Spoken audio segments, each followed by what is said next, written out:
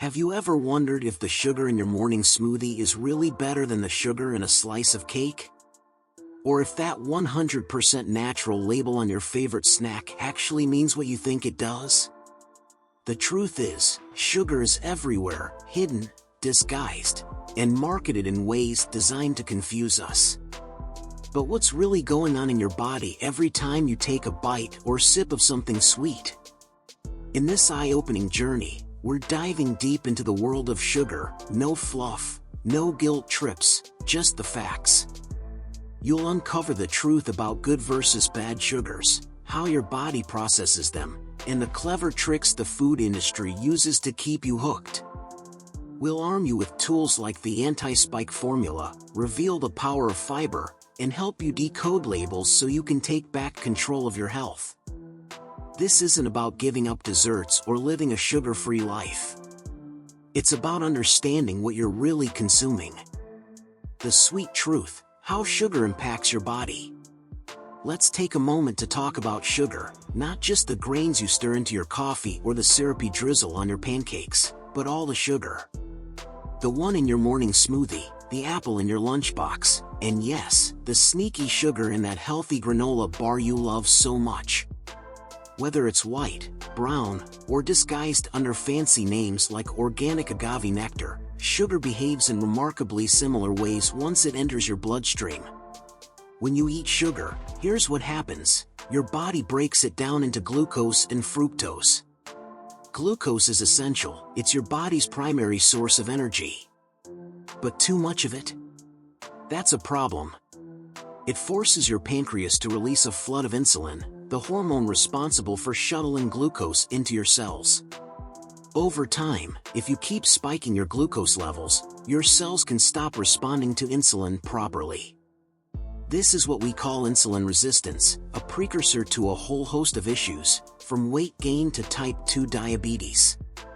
But there's a second player here, fructose.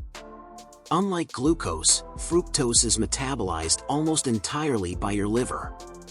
When you consume a lot of fructose, especially from processed sugars like high fructose corn syrup, your liver gets overwhelmed.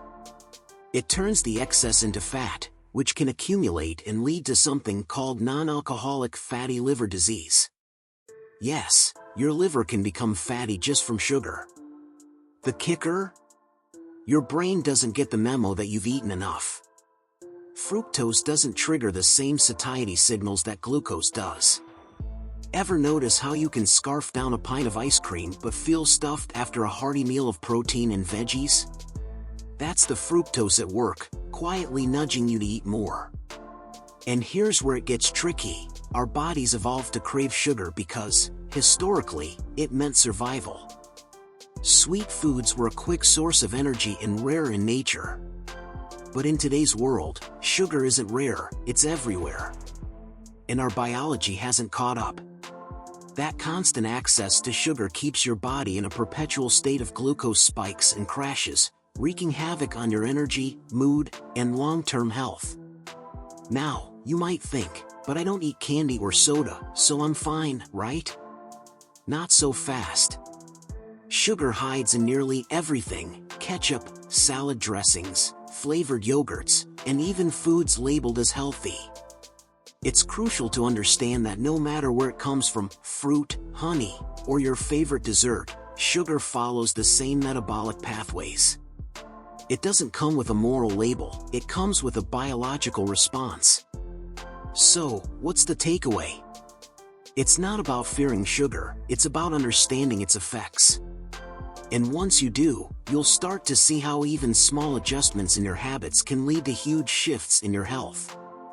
Fruit versus table sugar. Is there really a difference? Here's a common belief: fruit is good for you, and table sugar is bad. Seems straightforward, right? But let's dig a little deeper. What if I told you that, at a molecular level, the sugar in your banana isn't all that different from the sugar you spoon into your coffee? Don't panic, this isn't a campaign to villainize fruit. It's about understanding the nuances. Both table sugar, sucrose, and fruit sugar contain two main components, glucose and fructose. In sucrose, they're bonded together in equal parts. When you eat a piece of fruit, you're also consuming glucose and fructose, but you're getting something else along with it: fiber, water, vitamins, minerals, and antioxidants. These additional components make a massive difference in how your body processes that sugar. Let's take an apple as an example. When you bite into a whole apple, the fiber slows down the digestion process. This means the sugar enters your bloodstream more gradually, preventing the sharp glucose spikes that happen when you eat processed sugar.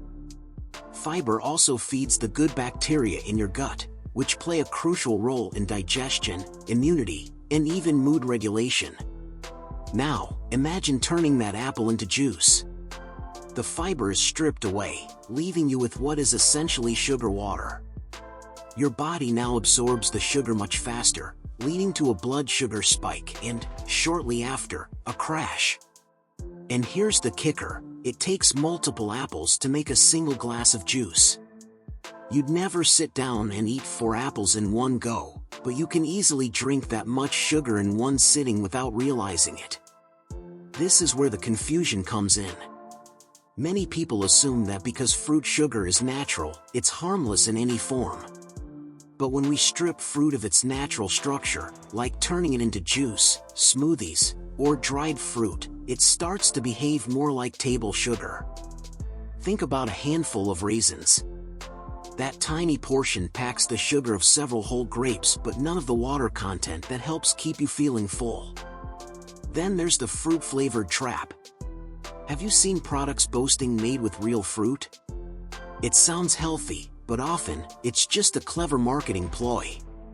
That fruit might be reduced to a concentrated sugar syrup, which metabolically isn't much different from the high-fructose corn syrup you're trying to avoid.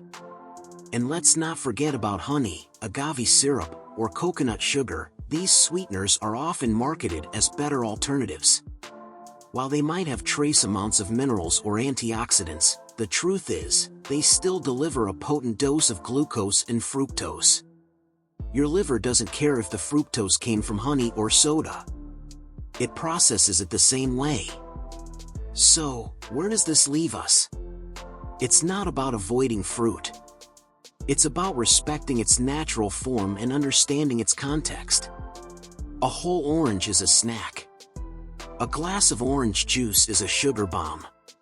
The difference lies in how the sugar is packaged and how your body responds to it. Hidden sugars and misleading labels. Decoding the food industry.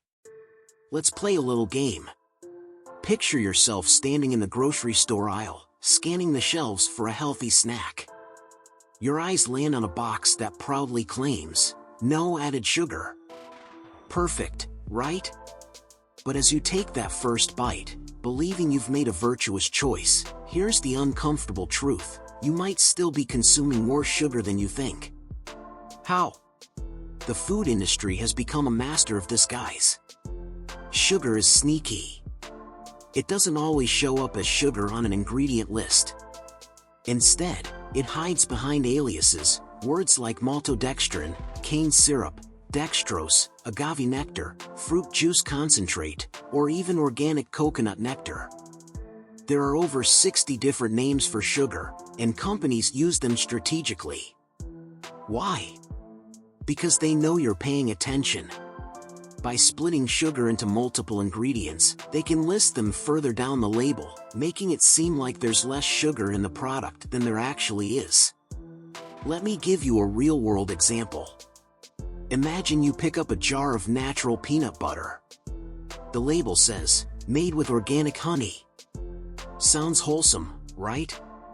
But turn it around and read the fine print. You'll often find not just honey but cane sugar or molasses lurking in the ingredient list. Suddenly, your healthy snack becomes a dessert in disguise. And then there are the fruit-based tricks. Products like fruit snacks or flavored yogurts often use phrases like "made with real fruit" or "contains 100% fruit." But what they don't mention is that the fruit has often been boiled down into a syrup or concentrate, stripping it of fiber and nutrients, leaving behind, you guessed it, pure sugar. A single serving of these so-called healthy options can contain as much sugar as a candy bar. Then there's the low-fat or light trend. Decades ago, the food industry convinced us that fat was the enemy. To make low-fat products taste good, they added, you guessed it, more sugar. Take low-fat yogurt, for example. A single cup can have more sugar than a slice of chocolate cake. Let that sink in for a moment. Even savory foods aren't safe. Did you know that many brands of tomato sauce, salad dressing, and bread contain added sugar? Yes, even your sandwich could be delivering a sugar rush. It's everywhere, hidden in plain sight, in places you'd never think to look. So, how do you protect yourself? Start by becoming a label detective. Ignore the marketing buzzwords on the front of the package and go straight to the ingredient list. Look for anything ending in "ose", like glucose or fructose, and beware of syrups, concentrates, or anything labeled as a nectar. Then, check the nutrition panel for total sugars, and pay attention to the serving size. A single serving package can sometimes contain 2 or 3 servings, doubling or tripling your sugar intake without you realizing it. The food industry thrives on our ignorance. But the moment you start recognizing these tricks, you reclaim control. You no longer fall for the illusion of health plastered across shiny packaging. You begin to see food for what it truly is, not what they want you to believe it is. And when you start seeing through the smoke and mirrors, that's when real change begins.